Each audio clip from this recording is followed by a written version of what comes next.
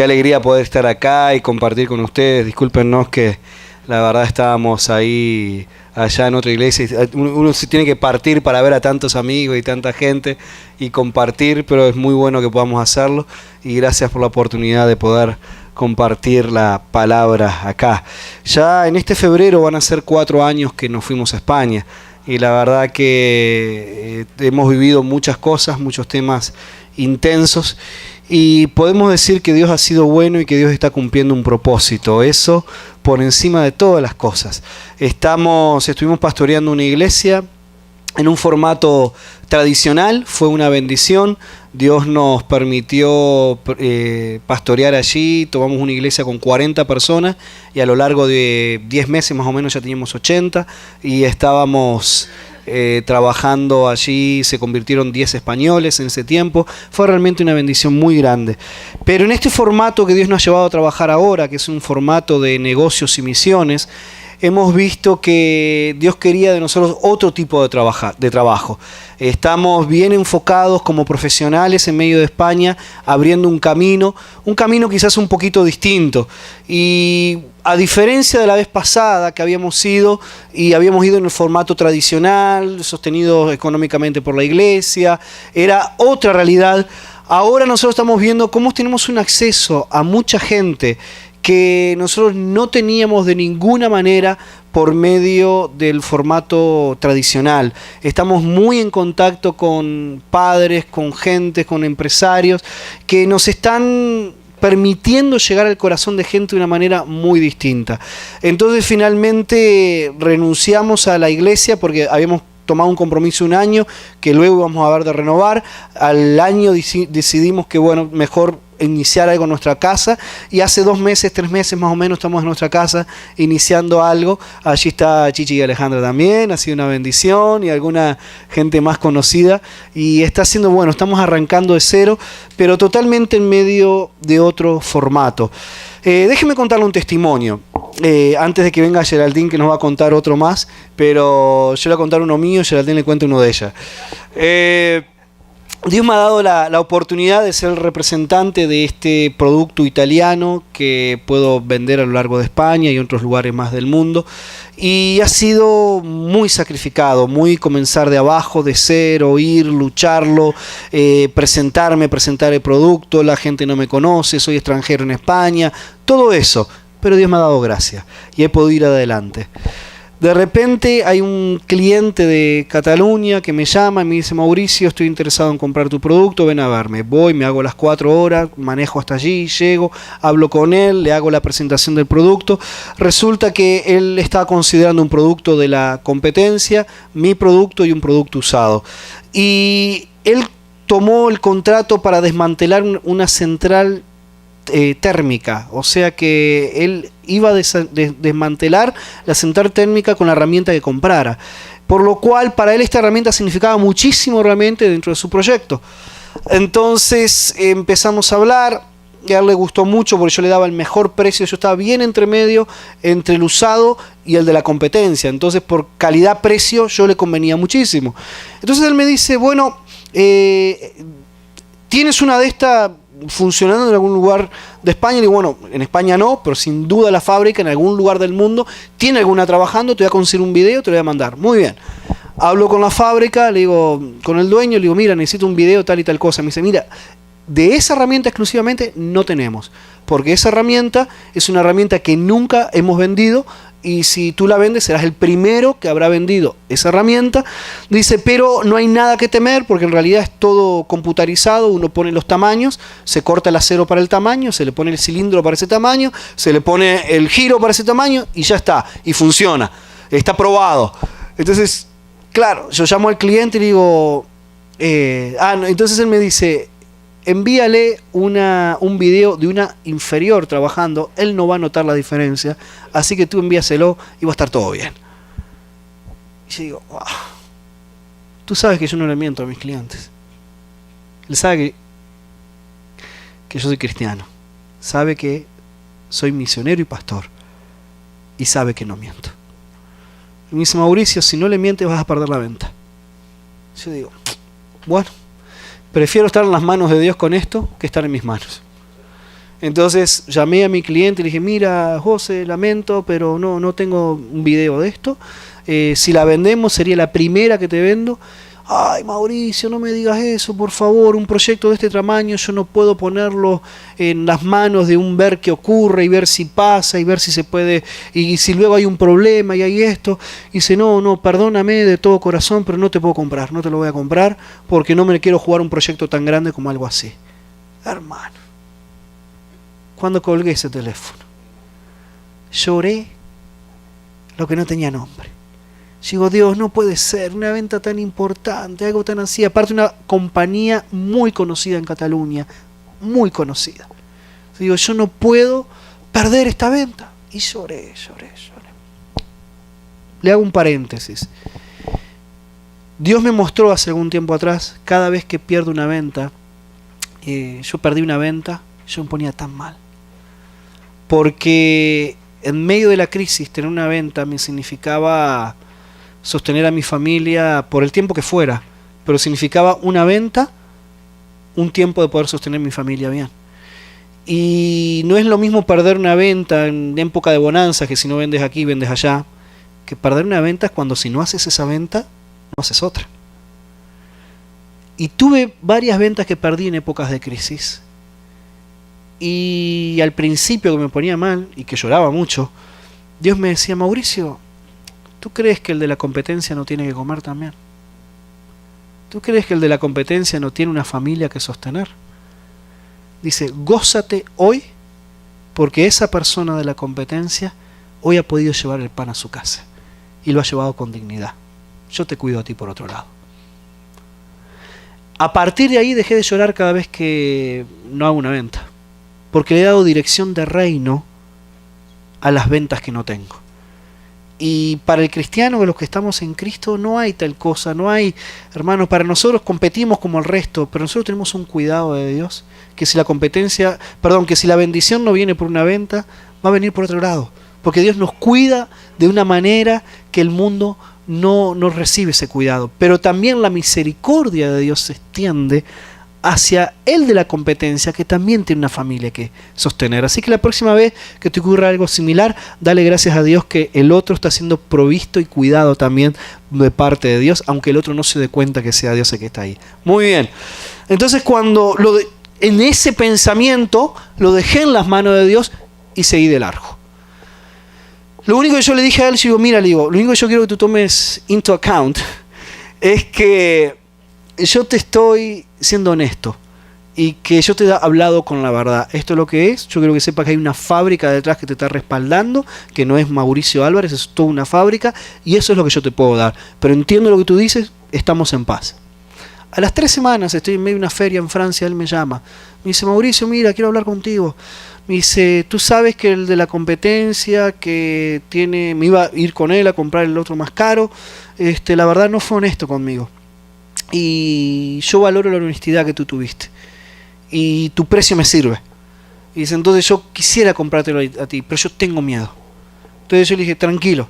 Le digo, yo quiero que sepas, ahí hablamos con el dueño de la fábrica, el dueño de la fábrica le hizo un descuento. Los descuentos siempre ayudan a disipar los miedos. Eso lo he aprendido también. Entonces tranquilo, le hicimos un precio, y muy bien. Fui de nuevo a visitarlo. Yo me fui en fe, porque eran tres parientes juntos. Yo me fui en fe con el contrato en la mano. Yo me lo imprimí y me lo llevé. Entonces hablamos, negociamos, terminamos de hablar, disipar los miedos, las cosas aquí y allá, y me volví con mi contrato abajo el brazo. Fue una bendición de Dios. Pero cuando le firmamos el contrato, le digo, cuando venga a entregarte la herramienta, no solo te la voy a instalar, te voy a hacer un asado uruguayo. Así que tú prepárate, te voy a hacer un asado. A los 2 meses la herramienta estuvo hecha, me fui para allá con la herramienta y con 10 kilos de carne abajo el brazo. Instalamos la herramienta todo el día, el rayo del sol, quedó perfecta, funcionando, el hombre contento. Ahora sí, a la carne. Allá fui, le preparé el fuego, hice todo, la carne, pusimos la mesa, había como 15 personas alrededor de la mesa, los empleados, todos ahí. Y de repente, cuando íbamos a comer, yo digo, bueno, miren, le hablo al dueño, yo soy un hombre de fe. Le digo, y creo en el Jesús de la Biblia. Y el Jesús de la Biblia nos enseña a dar gracias por las comidas antes de comer. Le digo, y yo quiero dar gracias a Dios por esta mesa. Le digo, y aquí es donde nosotros tenemos que aprender a sacarnos la religiosidad de arriba y hablar en el lenguaje en que la gente entiende. Entonces yo estoy hablando con un empresario. Él no entiende de bendición de Dios, de que baja un ángel y me toca, no entiende nada de eso. Lo que entiende es de número y de dinero. Entonces yo le dije, yo quiero pedirle a Dios que a esta empresa le vaya bien. Porque hoy todos estamos alrededor de esta mesa porque a esta empresa le está yendo bien y queremos que le siga yendo bien. Que tenga ventas, que produzca y que vaya adelante. Porque si va adelante, ustedes van a seguir teniendo proyectos, los empleados van a seguir siendo mantenidos por esta empresa y yo espero poder seguirles vendiendo más cosas. Entonces él me dice, sí, por favor, haz lo que tú entiendas. Entonces ahí oré, bendije la comida, bendije la mesa, bendije todo, bendije la empresa y nos sentamos a comer. Cuando terminamos de la oración, empezamos a comer, el dueño me mira y me dice, Mauricio, eres el primer proveedor que me entrega una herramienta y me hace un asado y eres el primero que hace una oración de este tipo por mi empresa. Ahora, hermanos, yo voy a poner esto en contexto. Yo estoy en Cataluña, pero estoy en la Cataluña independentista. Independentista no es Barcelona. En Barcelona están los políticos, muchos de ellos, que son independentistas, que son los que están ahí. Pero la mayoría de la Cataluña independentista es la de tierra adentro. Yo estoy en la Cataluña tierra adentro, en gente que le es complicado hablar español, que hablan más catalán que español, con gente que tiene una identidad de grupo étnico muy clara, muy definida, gente que cuando uno entiende el conflicto catalán va mucho más allá de que sencillamente una gente se quiere independizar porque sí. Hay que ir muchos años atrás, entender que son un grupo étnico, entender que tienen su propia identidad. Hay muchas cosas que entender. Yo nunca hubiese podido estar sentado a la mesa de este empresario como pastor o misionero en España.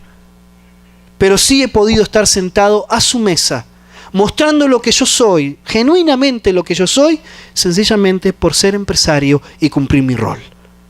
Hermanos, tenemos que entender que nuestra profesión, nuestro trabajo, lo que Dios nos dio, no está separado de nuestro ministerio. No es que el ministerio va por un lado y el trabajo va por el otro. Dios nos ve como un todo. Yo soy Mauricio, yo soy cristiano, yo soy hijo de Dios, soy empresario y soy lo que soy. Y cuando alguien me conoce, conoce todo eso de mí. No conoce una parte. Y como no entro de una manera religiosa, puedo predicar el evangelio con una libertad, obviamente siendo sabio y hablando un lenguaje que la gente puede entender. Y eso es lo que estamos haciendo en este tiempo en España. Le voy a pedir a Geraldine que pase. Ese es uno de mis testimonios. Tengo, la verdad, muchos más testimonios para contarles. Le voy a pedir a Jenny y Lucía también que pasen, así los ven. Miren que están acá ellos. Acá grandes y lindos. Miren estos niños lindos, ¿eh? La prole que Dios nos da, la bendición que Dios nos da. Geraldine también tiene un testimonio ahí que contarles. ¿Voy con los niños? O, sí. O como quieran. ¿Quieren sentarse? Sí, dale. Yo cuento, porque quería contar uno de una mamá y otra de un niño. Ahora estoy en España, gracias a Dios, haciendo lo que me gusta, que es ser maestra, que es para lo que me preparé en España. Y luego aquí en Estados Unidos no lo pude hacer, pero el Señor usó todas las cosas para bien, ¿no? El haber estudiado aquí preescolar, para ser maestra preescolar, me dio para poder comenzar en España como parte de mi currículum. Viví en Estados Unidos y eso ya. Y he estudiado un poquito en Estados Unidos también en el college y todo eso fue como mi currículum, que no soy nativa, pero tengo experiencia aquí y Dios usó todo eso. Entonces empecé en fe, porque no fue fácil, creyéndole a Dios, pero con un deseo tan profundo de hacer lo que me gusta. Digo, Mauri, yo quiero por primera vez hacer lo que me gusta y vamos a empezar. Y empezamos hace 4 agosto de 2015 con 3 niños y 2 eran mis hijos. Ahí estaba mi clase. Pero fue tremendo porque el Señor ya de por sí nos dio gracia en ese pueblo, porque la gente muy abierta, y yo empecé colocando carteles con mis tarjetas, y ahí fui a una tienda de animales y esa mamá me dijo, ¿por qué no cuelgas aquí? Mira en este lugar y tal, sin conocerme. Eso para mí fue el Señor también. Y ahí estuve con ella, tuve mi primera alumna, que por hoy la tengo todavía, lleva 3 años conmigo. Pero ha sido tanto de Dios, porque Él te da la forma, la estrategia, la gracia. Yo no puedo decir otra cosa. Después de ahora van a ser 3 años, de 3 alumnos tengo más de 70 alumnos este año. Y aparte de eso, estoy dando clases extraescolares en la escuela, que Alejandra me está ayudando con un grupo, porque yo no podía llamar. Pero el Señor ha sido la mano de Dios, porque yo no hablo valenciano, que es el idioma que es como el catalán, casi igual. Porque ellos prefieren gente que habla su idioma, obviamente, todas las cosas, pero cuando tú vienes con el jefe de arriba, que da gracia, Él abre puertas. Y así fue como el Señor estuvo usando y está usando el trabajo, y me está ayudando a alcanzar no solo a los niños, porque Dios ama a los niños, y Él quiere llegar también a ellos con el Evangelio, sino también a los padres. Y una de las cosas, uno de los testimonios que quería contar fue que uno de los niños que yo enseñaba inglés, está en secundaria todavía. Él venía a mis clases muy introvertido, súper introvertido. Yo veía en sus cosas de WhatsApp que tenía imágenes feas, no todas relacionadas con la muerte. Y yo, bueno, de por sí cuando él vino, orando por él, Señor, dame la forma, ¿no? Y en un momento, dándole la clase, él tenía unas cuchillas, las cuchillas de afeitar, él las desarmaba y se quedaba con las cuchillas. Entonces, en el libro, de repente veo una cuchilla que se cae, ¡pum! Digo, ¿y esa cuchilla? ¡Ay, es mía! Y la esconde. Digo, pero yo estaba, en mi mente, digo, ¿qué le digo? ¿Cómo puedo hablar? Tú no tienes que estar con eso ahí, eso es peligroso, tú no puedes estar con una cuchilla, te puedes cortar, tantas cosas. Y me quedé pensando en eso, y al final la guardó, pero yo me sentía mal. Digo, esto no, yo voy a hablar con la mamá. La llamé, digo, mira, me encontré, y la mamá me contó que él siempre le llama la atención las armas, que no sé por qué, él tiene atracción por ese tipo de cosas. Y la mamá llorando. He luchado con esto muchos años, los maestros han hablado conmigo, yo ya no sé qué más hacer. Entonces yo dije, mira, yo soy cristiana. Lo único que puedo hacer por ti es orar. No, que Dios te dé sabiduría, yo creo que Dios puede hacer algo con él. En fin, ahí sembré como pude, ¿no? Pero al final el niño es una lucha espiritual. Ese año nosotros tuvimos mucha lucha espiritual.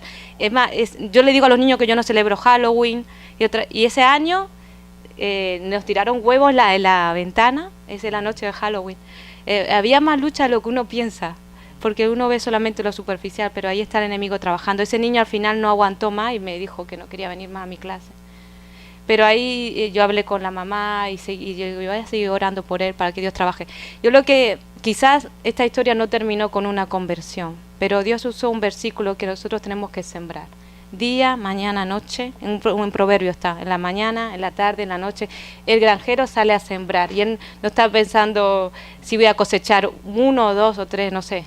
Pero nosotros, nuestro trabajo es sembrar y dar herramientas para la gente que acerca a nosotros.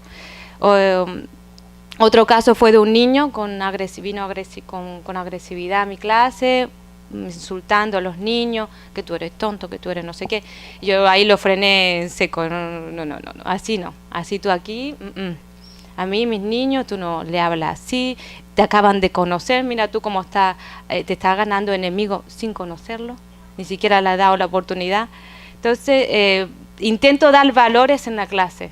Él vino así, y fue poco a poco, un proceso, poco a poco, cambiando, cada vez decía menos cosas, y entonces lo frenaba. Si tú sigues así, te voy a sacar de la clase, y así, pero él fue escuchando, y cambiando, y cambiando. Hoy, por ella lleva 2 años conmigo. Hoy, ya en mi clase, no se escucha ni una palabra con él. La mamá sigue luchando con él, yo hablo con ella, me dice que tiene problemas en el colegio de comportamiento. Él, aunque ha cambiado mi clase, él sigue mostrando esa imagen fea en el colegio. Él tiene una parte buena, pero él decidió en el colegio mostrar su parte fea por defensa, lo que sea.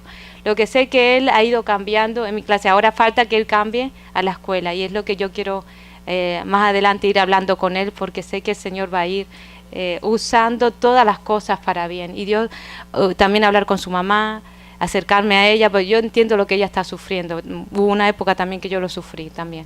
Entonces, Dios usa, lo que quiero decir, Dios usa todas las cosas, donde en nuestro trabajo, la influencia con los padres, en la escuela, ellos te ven.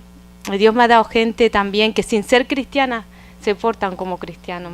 Y es una bendición para mí que podamos, le digo, Mauri, solamente falta que conozcan a Dios. Y uno puede, incluso muchos padres me dejan los hijos porque me ven una persona confiable. Y nos turnamos para traer a los niños al cole, y algunas veces los niños me dicen, quiero escuchar esta música, una música que no tiene una letra. Digo, esa lo siento mucho, tú la escucharás en tu casa. Aquí esa música, me parece que la letra, esa letra no es para los niños. Esa letra es para mayores, entonces aquí en el coche no lo vamos a escuchar. Y yo sé que eso se lo dice a su madre. Mira, no me dejó escuchar mi canción. Pero Dios está ahí trabajando en ellos, trabajando los papás, y el Señor, sé que en algún momento Dios, esa semilla que en la tarde, que en la noche uno va sembrando, va a dar su fruto en el nombre de Jesús. Amén. Amén. Acá voy a preguntar a Ian. Ian, ¿qué estamos haciendo en España? Estamos dando la palabra a la gente, también estamos en casa enseñando. Muy bien. ¿Y tú estás orando por tus compañeros de clase que conozcan a Cristo? Sí. ¿Y les hablas cada tanto? Sí. Muy bien. ¿Y Lucía? También. Muy bien. Amén. Bueno, vayan a sentarse. Hermanos, si nosotros no le damos dirección de reino a nuestra familia, el mundo les va a dar otro sentido, ¿verdad? Así que nosotros tenemos que hacerlo. Esos son algunos de los testimonios. Cuando quieran ir a apoyarnos, a tener unas vacaciones con propósito, usted nos avisa. Ya Dios nos dio la oportunidad de comprar un apartamento, un piso, como se le dice allí, con 6 habitaciones, así que tenemos nuestras habitaciones de huéspedes. Allí Geraldine tiene su aula, yo tengo mi oficina, cada niño sí tiene su habitación, y hasta tenemos una para usted cuando nos quiera visitar. Amén. Abra por favor conmigo la Biblia en Hechos capítulo 10. Yo sé que estamos en un ambiente muy navideño, y perdóneme que no le hable tanto de la Navidad, pero sí le voy a hablar de el Cristo que vino en Navidad con un propósito de reino, con un propósito de salvación. El niño, como oraba Gilberto hace un ratito, el niño que nació en un pesebre vino al pesebre por un plan que él tenía de redención de la humanidad. El niño del pesebre vino por causa de la cruz y por causa de resucitar y darnos una vida eterna que no podíamos obtener por nosotros mismos. No sería la Navidad entendida sin la Semana Santa. No habría valor en la Navidad si no fuera por el valor de una cruz, y una cruz vacía. Es por eso que nosotros celebramos la venida de Jesucristo. No celebramos tanto el niño en el pesebre, que ya de por sí es milagroso y tremendo, como debemos de celebrar la Semana Santa. Porque si Jesús hubiese venido pero no hubiese muerto, la historia sería otra. Pero Él vino, murió y resucitó. Y eso le dio sentido a nuestra vida. Dice la palabra de Dios, yo voy a estar leyendo la Nueva Traducción Viviente, entonces quizás puede ser un poquito distinto a la suya. Si usted se le confunde mucho leyendo la suya y escuchándome a mí, escúcheme a mí nomás, porque yo le voy a estar leyendo la palabra de Dios. Amén. En Cesarea vivía un oficial del ejército romano llamado Cornelio, quien era capitán del regimiento italiano. Hermanos, ser capitán de un regimiento era ser capitán de... Se podía ir tan poco como 100 soldados, y podían llegar inclusive hasta ser capitanes de una legión, que una legión podían ser entre 4.000 y 6.000 soldados. Esta persona ya era una persona de relevancia, y quien estaba apostado en un lugar que era un lugar importante. Él tenía, lo más probable que Cornelio tuviera que salvaguardar el puerto de Cesarea. Era un puerto muy importante, era un puerto situado al norte de Israel que tenía mucho tráfico con Roma y con el resto de Europa. Por lo tanto, él tenía una labor muy importante en el lugar donde estaba. Pero este hombre era un hombre devoto que ¿cómo demostraba su devoción? Dice la palabra que era temeroso de Dios, igual que todos los de su casa. Este hombre romano mostraba su devoción a Dios, siendo temeroso de Dios, pero haciendo también que los que estuvieran bajo su autoridad también les enseñaba ese temor de Dios, de tal manera que los de su casa también temían a Dios con sinceridad de corazón. No le tenían miedo a Dios, sino que temían a Dios sometiéndose a la autoridad de Dios. Daba generosamente a los pobres y oraba a Dios con frecuencia. Entonces, este hombre era un devoto, ¿cómo? Era temeroso de Dios, enseñó a los de su casa a también ser temeroso de Dios, daba con generosidad y oraba a Dios. ¿Tú quieres ver cómo Dios define a un devoto en la Biblia? Mira a este hombre y haz lo mismo, ¿verdad? Eso es lo que Dios nos enseña. Una tarde, como a las 3, tuvo una visión en la cual vio que un ángel de Dios se le acercaba. Cornelio, dijo el hombre. Cornelio lo miró fijamente, aterrorizado. ¿Qué quieres, Señor?, le preguntó al ángel. Y el ángel contestó: Dios ha recibido tus oraciones y tus donativos a los pobres como una ofrenda. Mira qué hermoso esto. Dios ha recibido las oraciones y los donativos como una ofrenda. Es tremendo que muchas veces nosotros pensamos que la adoración a Dios pasa únicamente por lo que nosotros hacemos aquí en este templo, pasa por el tiempo de canto, pasa por el tiempo de canciones, pasa por el tiempo de algunas cosas. Sin embargo, la palabra de Dios nos está diciendo que Dios recibió tanto las ofrendas de este hombre como las oraciones de este hombre como una ofrenda a Dios. Hermanos, nuestro dinero, cada vez que nosotros lo damos a Dios, lo damos en el alfolí, lo damos a alguien ayudando, es ofrenda a Dios. Y a mí me encanta el concepto que Dios nos enseña aquí de que nuestros donativos a la gente también son ofrenda a Dios. Porque muchas veces nosotros pensamos que nuestra ofrenda es exclusiva a la que damos aquí en esta mesa, la que damos recogiendo en el alfolí. La palabra de Dios nos enseña que cada vez que tú le das una ofrenda a un necesitado, cada vez que Dios te mueve el corazón a ofrendar a alguien en un proyecto misionero, una necesidad puntual, cuando tú estás supliendo el abrigo, el techo, la comida de alguien, estás ofrendando a Dios. Y Dios recibe eso con agrado. Transforma la manera en que tú ves la generosidad que tú tienes. Transforma la manera en que tú ves tu dar. Cada vez que tú das es adoración. Punto. No lo encasilles, que si esto va por el lado del diezmo, que si el otro va por el lado de las primicias, que si el otro va por esto. Tendemos muchas veces a encasillar por dónde damos el dinero. Y Dios dice: hey, es todo adoración. Tú da, porque no podemos ganarle a Dios en dar. Y tú ora, porque la palabra de Dios dice que nuestras oraciones también son ofrendas a Dios, que Dios se agrada de nuestras oraciones. Dios ha recibido tus oraciones y tus donativos a los pobres como una ofrenda. Ahora pues, envía a algunos hombres a Jope y manda llamar a un hombre llamado Simón Pedro. Él está hospedado con Simón, un curtidor que vive cerca de la orilla del mar. En cuanto el ángel se fue, Cornelio llamó a 2 de los sirvientes de su casa, y un soldado devoto, que era uno de sus asistentes personales, les contó lo que había ocurrido y los envió a Jope. Al día siguiente, mientras los mensajeros de Cornelio se acercaban a la ciudad, o sea, Dios estaba obrando al mismo tiempo que Dios había mandado a uno un día anterior. Dios estaba obrando en el momento preciso en que Pedro podía entender lo que Dios estaba a punto de hacer. Pedro subió a la azotea a orar. Era alrededor del mediodía y tuvo hambre. Recuérdense que en esa época la gente se despertaba cuando despuntaba el alba.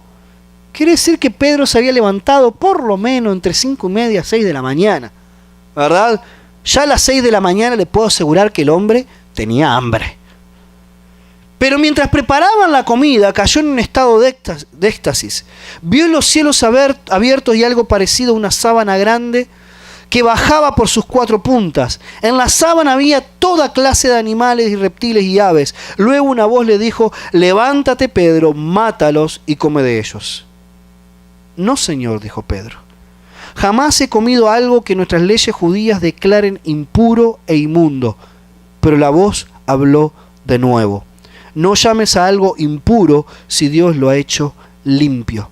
La misma visión se repitió 3 veces y repentinamente la sábana fue subida al cielo.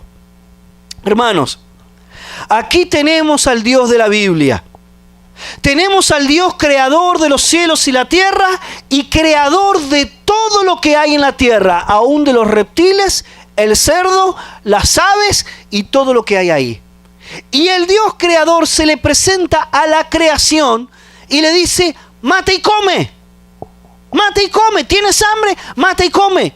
Pero Pedro, judío, siguiendo la tradición que la ley decía impuesta por Dios, dice: no, nunca en mi vida he comido nada impuro. Nunca en mi vida he comido nada de esta manera. No lo voy a hacer ahora. Y el Dios de la creación le dice: lo que yo he purificado, no lo llames tú impuro. Lo que a mí me sorprende es que Pedro tenía tal atadura con la ley que no pudo obedecer al autor de la ley diciéndole que rompiera una de esas cosas por su propio bien. Y esto a mí me hace pensar cuántas veces Dios nos da algo a nosotros en nuestra vida, cuántas veces Dios hace algo puntual con nosotros y nosotros llegamos al punto de venerar más la obra de Dios que al Dios de la obra. Cómo Dios obra de cierta manera, cómo Dios manda: den 7 vueltas en la muralla de Jericó. Y de repente, dar las 7 vueltas se vuelve más importante que el Dios de Jericó. Y vivimos dándole 7 vueltas a todas las cosas, porque no, esto es lo que... ¡Hey, come on! Tú tienes acceso al Dios de las 7 vueltas. No tenemos que hacer de las 7 vueltas el único motivo por el medio del cual nosotros podemos tener una conquista en un lugar.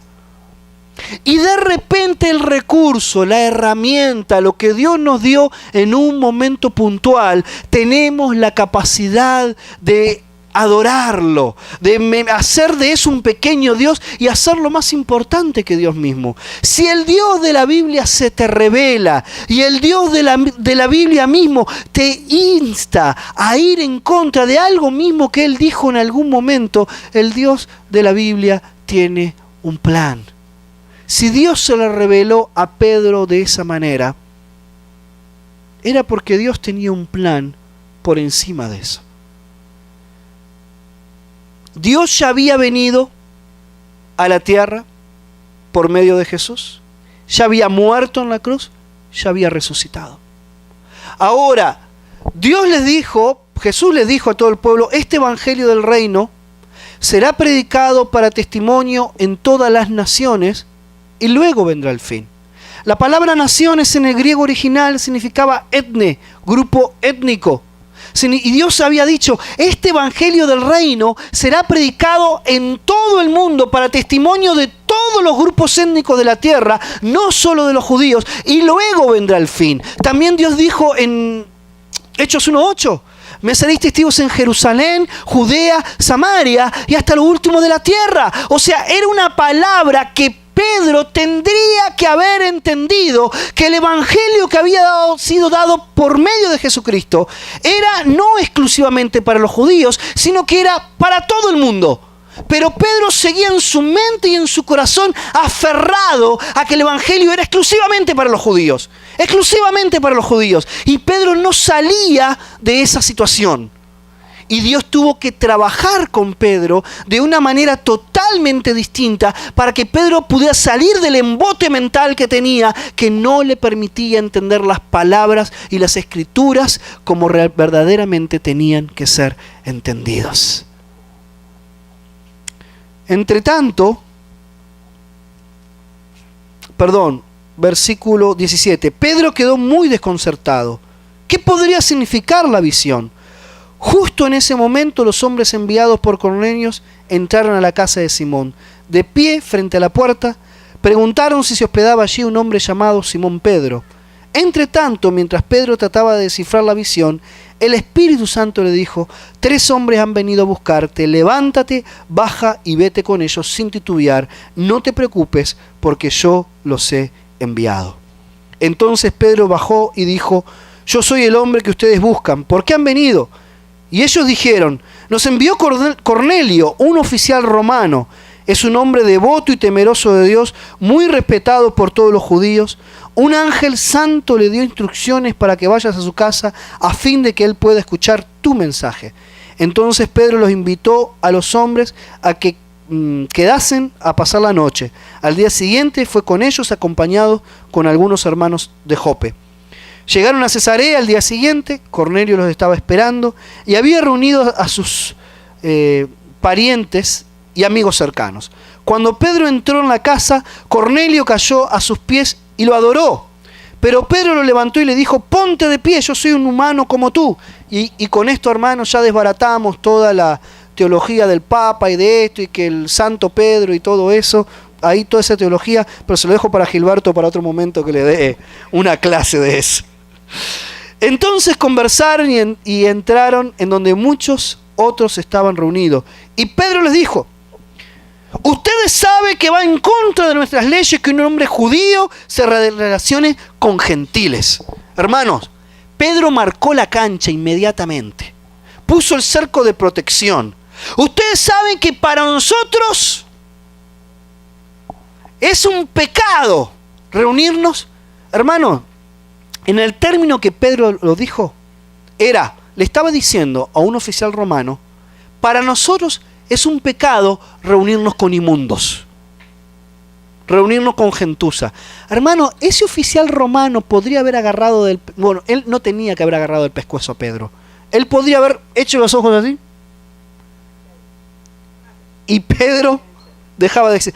Lo de Pedro fue una insolencia en la casa de esa persona.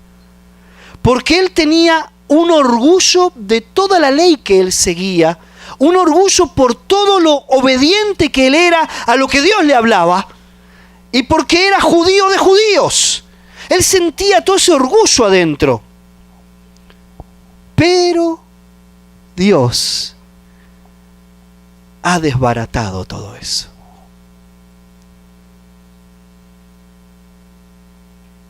Pero Dios me ha mostrado que yo no debo de pensar que alguien es impuro o inmundo. Por eso, sin oponerme, vine aquí tan pronto como me llamaron. Pedro tuvo que entender que nadie puede ser llamado inmundo o impuro. Se lo digo de otra manera. Pedro tuvo que entender que nosotros no somos dueños de la misericordia de Dios. Nosotros no somos dueños ni de la misericordia ni de la gracia. Nosotros no somos quienes decidimos en quién Dios va a posar su gracia y su misericordia. Dios ya decidió posar su gracia y su misericordia en toda persona que lo quiera recibir. Lo que nosotros somos administradores de la multiforme sabiduría de Dios. Nosotros somos administradores de la gracia de Dios. Nosotros somos aquellos que recibimos el mensaje y tenemos el mandato del Señor, del dueño, de ir y administrar, dar, entregar aquello que Él nos ha dado para ser entregado. Dios no nos dio la gracia de Dios, la misericordia de Dios, para que nosotros la guardemos para nosotros y decidamos a este sí, a este no. Hermanos, muchas veces nosotros nos sentimos con el tema de la salvación. Nosotros somos mucho más generosos. Con la salvación entendemos, no, la salvación es para todo el mundo. Y con el tema de la salvación, nosotros no tenemos ningún temor de ir y dar y hablar. Con la gracia somos muy generosos. Con la misericordia somos muy tiranos. Porque generalmente la misericordia tiene que ser entregada a alguien que no lo merece. La salvación también, pero ¿qué pasa? La salvación es un regalo inmerecido, ¿verdad? Pero la misericordia es no recibir un castigo que tienes que recibir. Y cuando nosotros estamos frente a un acto de misericordia, nos sale el justiciero. Yo tengo a Ian acá que nosotros le decimos que es el juez de la familia, porque está todo el tiempo midiendo lo que es justo y lo que es injusto a sus ojos. Pero ¿qué es lo que pasa? La justicia de él generalmente es a sus ojos, no es la justicia real. Y generalmente nuestra justicia está sesgada. Nuestra justicia está influenciada, nuestra justicia es vista de un solo ángulo. Entonces nuestra misericordia muchas veces también está sesgada. Y muchas veces nos sentimos merecedores o con toda la autoridad de poder decidir quién merece o quién no merece mi misericordia, que en definitiva no es mi misericordia, es la misericordia de Dios. Yo soy administrador de la misericordia de Dios. Cuando Dios ha puesto un recurso en mis manos, yo soy administrador del recurso de Dios. Obviamente lo tengo que administrar con sabiduría, pero muchos recursos sería mejor administrado si yo tomo la visión de Dios, de la misericordia. Y no estoy hablando únicamente de recursos económicos, estoy hablando a veces de presentarle gente una a la otra, estoy hablando a veces de abrir puertas para otra persona, estoy hablando muchas veces de tener cuidado de otra persona, estoy hablando de tener cuidado con alguien que se buscó estar en ese hoyo. Y que Dios te habla, ve al hoyo y sácalo. Tú dices, Dios, yo no quiero ensuciarme para ir a sacar a esa persona del hoyo. Pero Dios te dice, ¿quieres ser administrador de mi misericordia? Hay que entrar al hoyo y sacar a la persona de ahí. ¿Verdad? Hermanos, no somos dueños de la misericordia. Es el primer mensaje que quiero dejarte en esta mañana. No somos dueños de la misericordia. Somos administradores de la misericordia. Que Dios te encuentre administrando su misericordia, como ayer en el parque. Pero lo de ayer en el parque es más fácil para nosotros, porque solo compromete mis manos. Pero hay veces que usar misericordia va a significar que yo voy a quedar más disminuido y otro más visto. Va a significar que alguien va a recibir de mi mano una recomendación que no va a valorar el esfuerzo que a mí me significó llegar a tener gracia delante de esta persona para que hoy yo pueda abrirte a ti la puerta para que tú llegues directamente a esta persona sin el esfuerzo que yo pasé. Muchas veces la misericordia va a significar que la gente no va a valorar que tú estás pasando por alto todo el mal que está haciendo para vestirle dignamente y para cuidarle y protegerle. Muchas veces la gente no va a valorar que uno, como el padre del hijo pródigo, que pasó por encima de todos los males para vestirlo y darle el anillo. Y ahí tenemos el hermano mayor, totalmente amargado, porque lo que quería para él era palo y palo.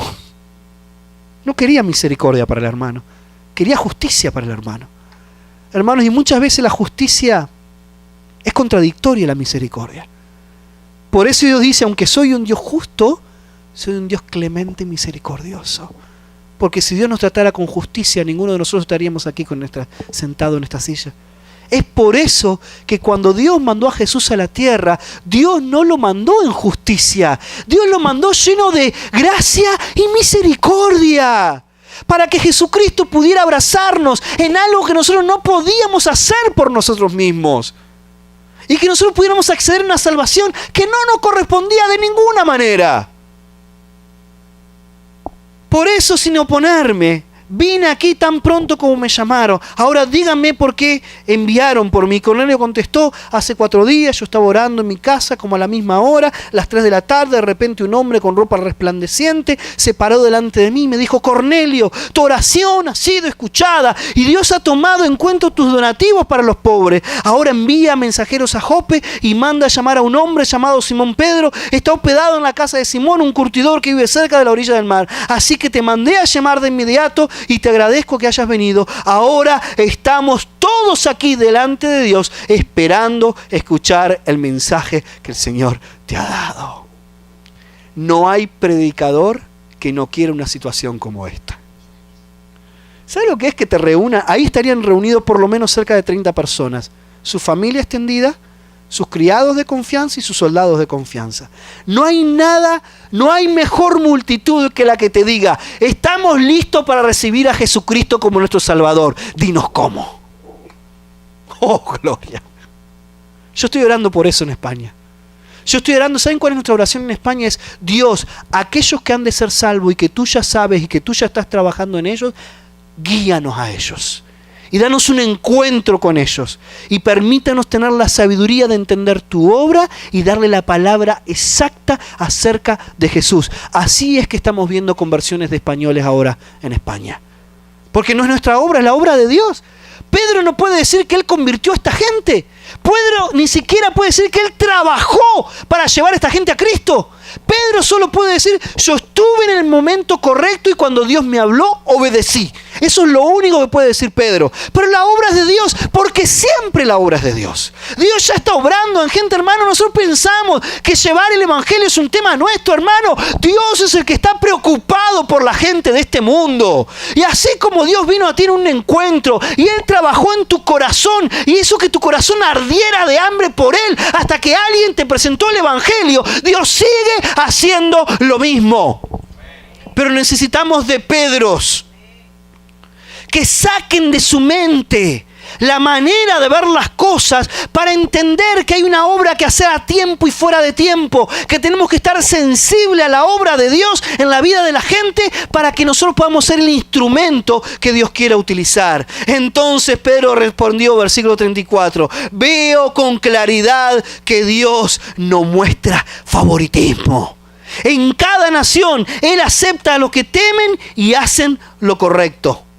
Y ahí él comienza a hablar el mensaje de salvación. Y en el versículo 44 habla que toda esta gente fue llena del Espíritu Santo. Y el versículo 47 habla que fueron bautizados. Todo ahí mismo.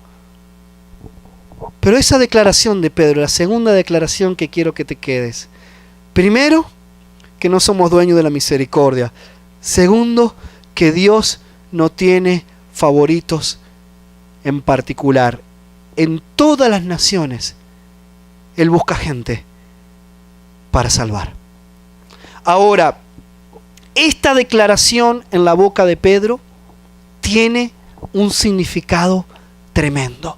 ¿Por qué? Porque Pedro era judío que solo le predicaba a los judíos.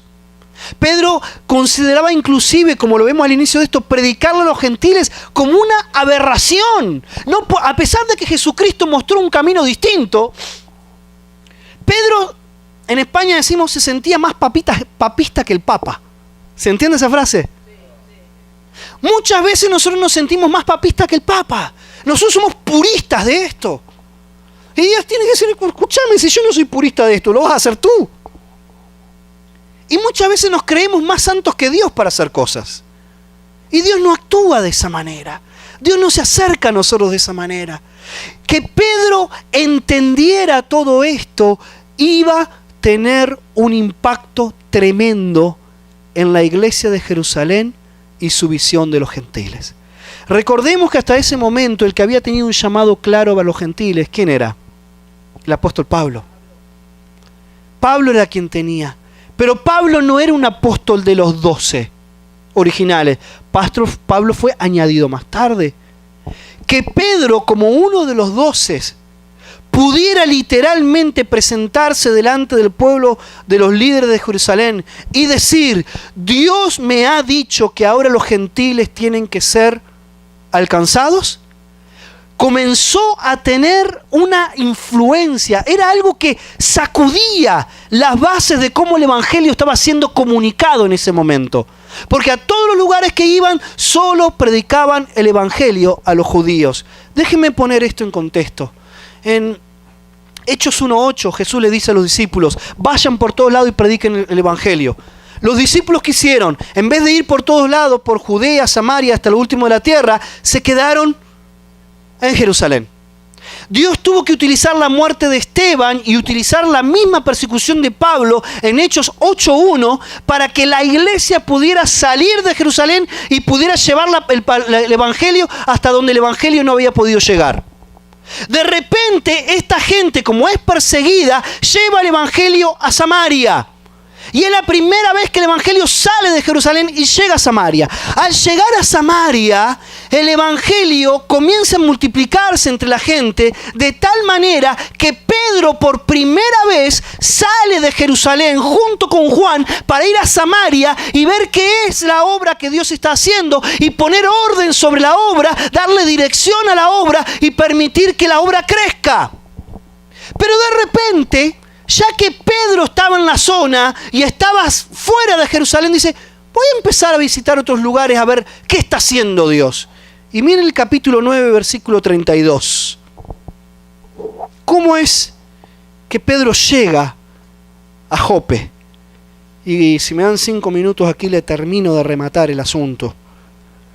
Mientras tanto, Pedro viajaba de un lugar a otro y descendió a visitar a los creyentes de la ciudad de Lidia. Se lo pongo de esta manera, hermano. Jerusalén está acá abajo. Samaria está acá arriba. La ciudad de Lidia está aquí en el centro, entre medio de los dos, pero más hacia el oeste, más cerca de la playa. Está en Lidia, aquí. ¿Ok?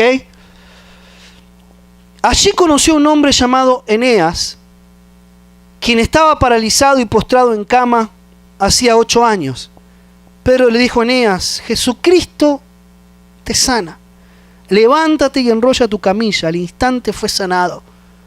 Entonces los habitantes de Lidia y Sarón vieron a Eneas caminando y ¿qué? Y se convirtieron al Señor. Hubo alguien que tuvo que caer paralizado 8 años para que Pedro, en el nombre del Señor, lo sanara. Y para que su conversión generara la conversión de otros. Pero que la conversión de otros generó que otra gente que estaba en Jope escuchara de lo que había pasado. Y había un creyente en Jope que se llamaba Tabita, que en griego significa Dorcas. Ella siempre hacía buenas acciones a los demás y ayudaba a los pobres. En esos días se enfermó y murió. Llevaron el cuerpo para el entierro y lo pusieron en un cuarto de la planta alta. Pero los creyentes habían oído que Pedro estaba cerca en Lidia. Entonces mandaron a 2 hombres a suplicarle: por favor, ven tan pronto como puedas. ¿Sabe qué, hermano? Me fascina la fe de los creyentes de Jope. Tabita murió. Una mujer temerosa de Dios, tan temerosa como el centurión. Tabita murió. La prepararon, empezaron el velorio y dijeron, escucharon, el apóstol está en Lidia, Samaria, Jerusalén, Lidia. Contra la playa, Jope. Hoy la conoceríamos como Tel Aviv. Ese es Jope. Tel Aviv. ¿Saben cuántos kilómetros hay de Jope a Lidia? 30 kilómetros. Se hacía en un día de camino en los tiempos de ellos. Y lo mandaron a llamar. Pedro vino, pero Pedro les pidió a todos que salieran del cuarto, luego se arrodilló y oró, y volviéndose hacia el cuerpo dijo: Tabita, levántate. Y ella abrió los ojos, y cuando vio a Pedro se sentó y le dio la mano y la ayudó a levantarse. Después llamó a las viudas y a todos los creyentes y la presentó viva. Y las noticias corrieron por toda la ciudad y muchos creyeron en el Señor. Y Pedro se quedó mucho tiempo en Jope, viviendo con Simón, un curtidor de pieles. Muchas veces Dios va a permitir una muerte, y una muerte muy querida, porque hay un milagro que Él quiere hacer detrás de esa muerte. El milagro no va a ser únicamente el resucitar a alguien. El milagro va a ser Jope, Cesarea. De Jope a Cesarea hay entre 50 a 60 kilómetros. Hay veces que Dios genera la muerte para hacer el milagro, para retenernos en un lugar a donde nunca iríamos por nuestra propia cuenta. Dios genera la muerte para que haya una obra. Dios genera un dolor para que haya una restauración. Dios genera una enfermedad para que haya una sanidad. Dios genera una crisis para que haya una solución.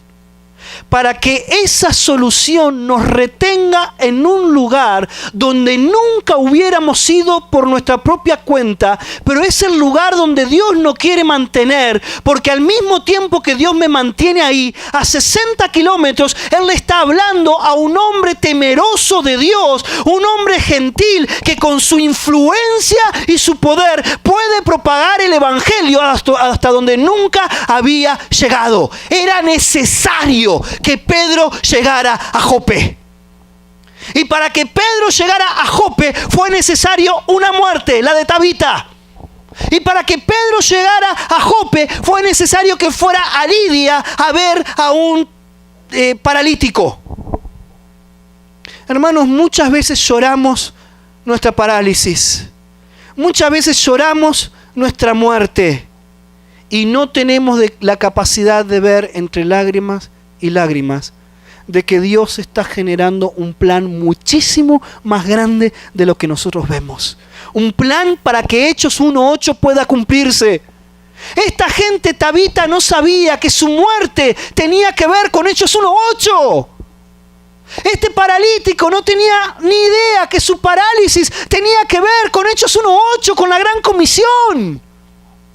Y muchas veces estamos tan adoloridos, lamiendo nuestras heridas, que no tenemos la capacidad de ver que hay un plan mucho más grande en el cual Dios quiere utilizarnos. Y es tan importante el paralítico, es tan importante Tabita como lo fue Pedro, como lo fue el centurión. Delante de Dios ninguno fue más importante que el otro. El paralítico no sabía que él tenía gran parte con aquellos bautismos que hubieron en Jope, en ese lugar. ¿Qué te quiero decir con esto? Dale sentido de reino a tus dolores, a tus dificultades, a tus crisis, a tus amarguras, a tus dificultades, a tus problemas. Porque hay una obra más grande que Dios está realizando, una obra de reino, la cual tú desconoces. Pero que si tú eres fiel a Dios en medio de tus dolores, en medio de tus parálisis, en medio de tus muertes, en medio de tus dificultades, verás la gloria de Dios y serás parte del plan de Dios mucho más grande y mucho más amplio de lo que tú te imaginas.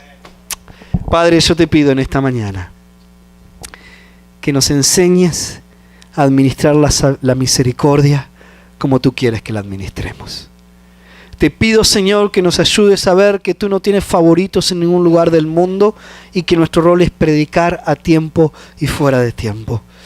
Y te pido, Dios, que cuando pasemos dolores, dificultades, crisis, nosotros podamos entender que hay un plan más grande que tú estás levantando. Y ese plan más grande solo tiene sentido cuando nosotros nos entregamos a tu proceso, lo vivimos y salimos aprobados. Señor, bendice esta congregación, que siempre haya palabra fresca que sea predicada, que siempre haya crecimiento, salvación, fe, y que siempre podamos ver tu mano en esta iglesia como tú lo quieres. Te lo pedimos todo en el nombre de Cristo Jesús. Amén. Muchas gracias. Muchas gracias al Señor por esa palabra. Gracias, Mauricio. Si tienes amigos, búscalos. La Navidad es encuentro. Si tienes pobreza a tu lado, ayúdalos. La Navidad es don. Si tienes tinieblas, tu farol, enciéndelo. La Navidad es luz. Si tienes errores, reflexiona. La Navidad es verdad. Si tienes tristeza, alégrate. La Navidad es gozo. Si tienes rencores, olvídalos. La Navidad es amor. Que todos los días sean Navidad y que esta Navidad convierta cada deseo en flor, cada flor en estrella, cada lágrima en sonrisa de cada corazón y en una dulce morada para Jesús, nuestro Salvador. Que la mañana de Navidad nos haga sentir la felicidad de ser niños de nuevo. Que seamos capaces de ser agradecidos por todo lo que tenemos y saber pedir perdón y perdonar en el nombre de Jesús. Pastores, todos vengan. Abierto está el Edén. ¿No oyen voces sonoras? Jesús nació en Belén. La luz del cielo baja. El Cristo nacido ya. Y en un nido de paja, cual pajarillo está. El niño está friolento. Oh noble buey, arropa con tu aliento al niño rey. Los cantos y los vuelos invaden la extensión, y hasta están de fiesta los cielos, la tierra y el corazón. Resuenen nuestras voces puras que cantan el tropel. Hosana en las alturas al justo de Israel. Dios lo bendiga.